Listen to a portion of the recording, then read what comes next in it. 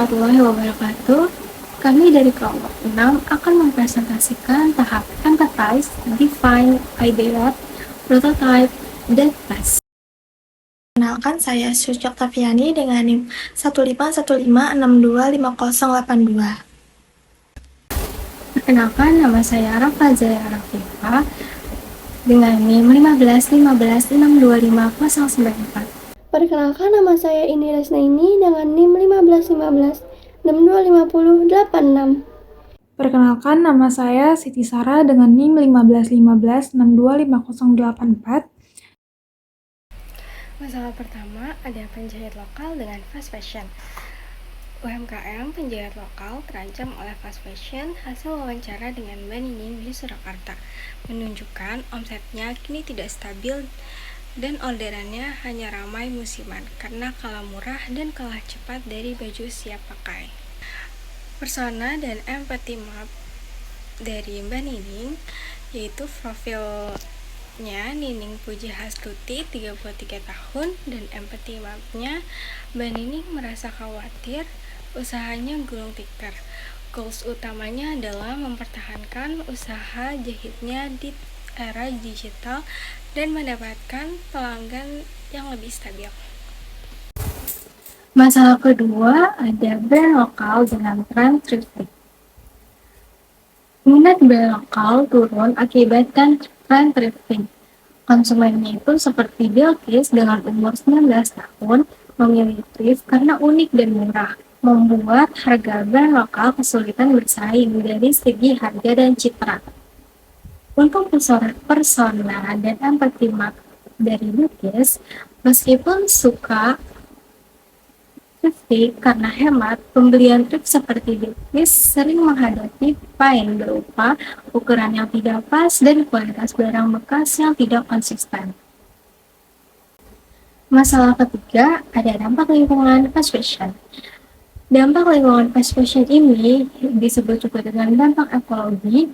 Industri fast fashion memicu konsumsi berlebihan, padahal produksinya sangat boros air, menghasilkan emisi karbon besar, serta menumpuk limbah tekstil kimia yang merusak lingkungan.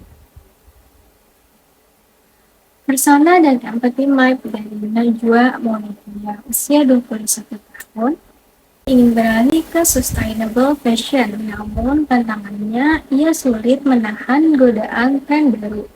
Ditambah harga baju yang ramah lingkungan masih cenderung mahal.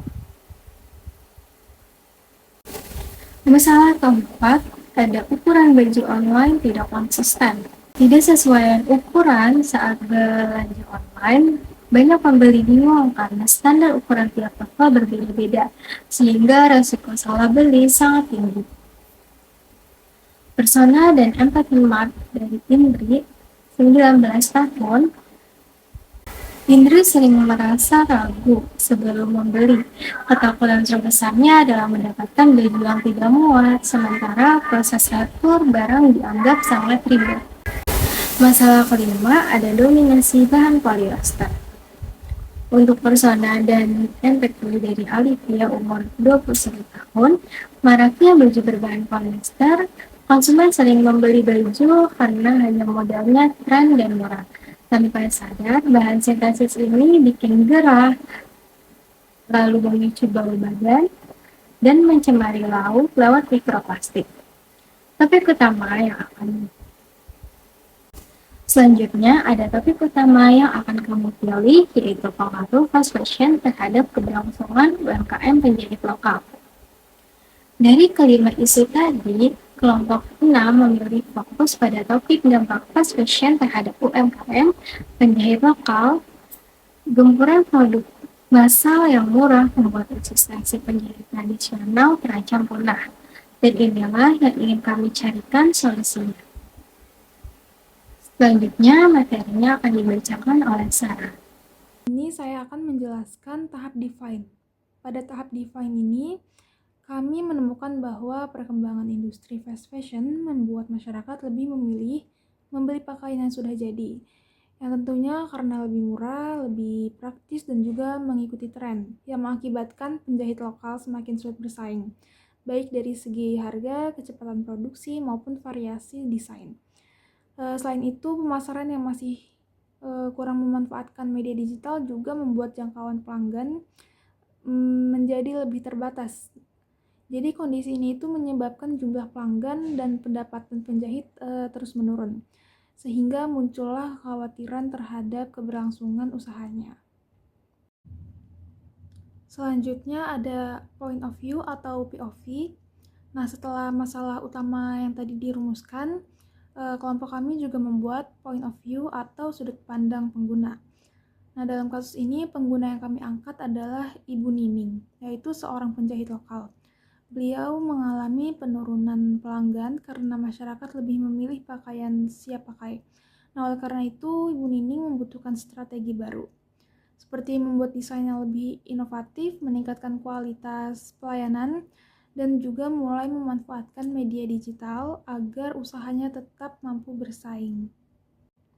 Selanjutnya ada problem statement. Berdasarkan hasil define dan juga point of view yang tadi, kelompok kami menyimpulkan bahwa masalah utamanya itu adalah penjahit lokal mengalami penurunan pelanggan dan juga pendapatan karena dianggap belum mampu bersaing dengan fast fashion dalam hal harga, kecepatan produksi, dan juga pemasaran digital. Nah, sementara itu perilaku konsumen juga telah berubah menjadi lebih menyukai pakaian yang siap pakai, praktis, murah, dan juga mengikuti tren. Yang inilah menjadi fokus utama yang nantinya akan kami cari solusinya pada tahap berikutnya dalam design thinking. Baik, selanjutnya kita masuk ke tahap ideat. Nah, jadi di tahap ini tuh kami mulai mencari berbagai kemungkinan solusi dari permasalahan yang sebelumnya itu sudah kami tentukan, yaitu tentang pengaruh fast fashion terhadap keberlangsungan penjahit lokal. Di tahap ideat ini, kelompok kami itu menggunakan metode mind mapping. Jadi, permasalahan utamanya kami letakkan di bagian tengah, lalu dari permasalahan tersebut kami kembangkan menjadi beberapa ide lagi. Nah, dari mind mapping ini tuh kami menghasilkan 10 ide, yang masing-masing ide itu masih kami kembangkan lagi menjadi beberapa solusi. Tapi di sini aku izin untuk menyampaikan 10 idenya saja, tanpa pengembangannya lagi.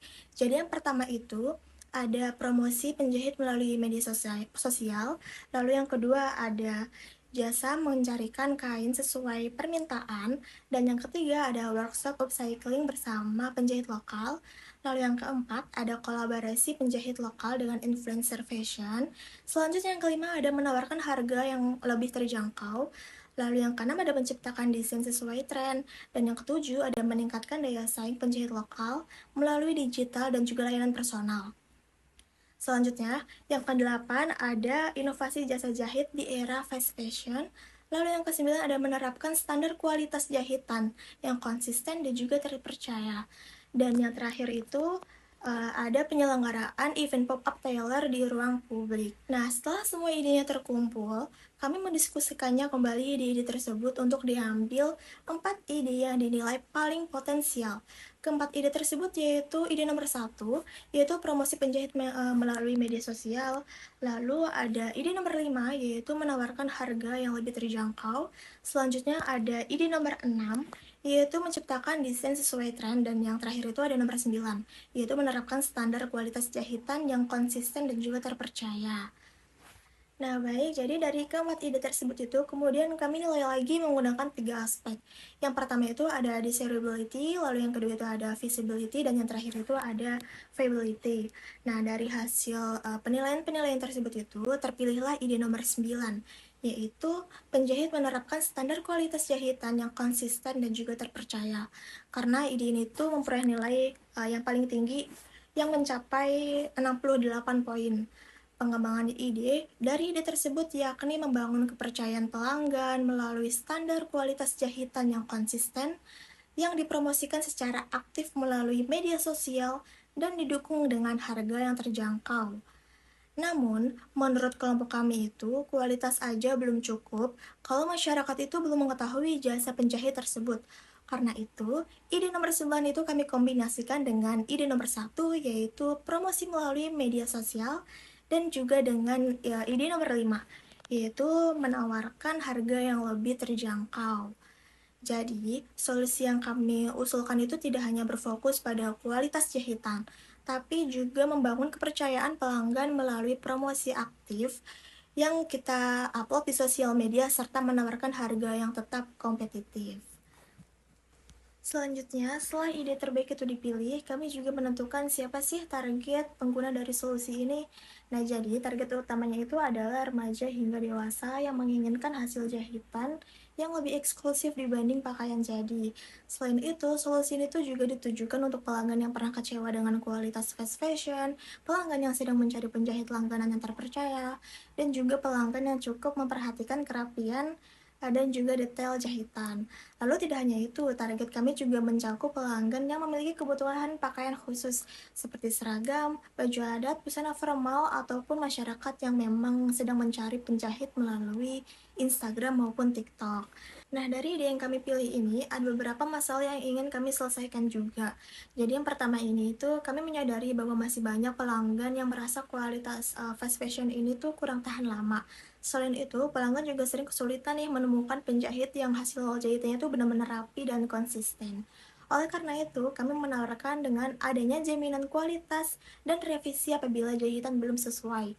Ditambah lagi, promosi melalui media sosial diharapkan bisa membuat pelanggan ini lebih percaya karena mereka itu bisa melihat hasil jahitan, testimoni, maupun progres pengerjaannya di akun media sosial tersebut. Dan menurut kami, keunggulan dari ide ini tuh adalah fokus utamanya itu karena bukan di promosi aja gitu, tapi benar-benar memperbaiki kualitas layanan penjahit. Dengan menjaga kualitas jahitan tetap konsisten, penjahit bisa membangun reputasi jangka panjang dan meningkatkan kepercayaan pelanggan. Selain itu, promosi melalui media sosial juga membantu memperkuat citra penjahit lokal sehingga pelanggan itu lebih yakin nih untuk menggunakan jasa kita. Harapannya itu ya pelanggan tidak hanya datang sekali tapi juga kembali untuk menggunakan jasa kita di kemudian hari. Nah, setelah menentukan ide yang akan kita kembangkan, kami itu masuk ke tahap prototype. Jadi, prototipe yang kami buat ini terdiri dari sketsa logo dan juga rancangan tampilan media sosial, yaitu berupa akun Instagram. Jadi, logo ini dibuat sebagai identitas usaha, sedangkan layout media sosial ini dirancang sebagai media promosi sekaligus tempat menampilkan hasil jahitan, portofolio kita, lalu juga mungkin testimoni dan informasi lainnya yang mungkin nanti dibutuhkan oleh pelanggan. Di tahap prototipe ini, kami membuat gambaran awal media promosi yang kami akan gunakan.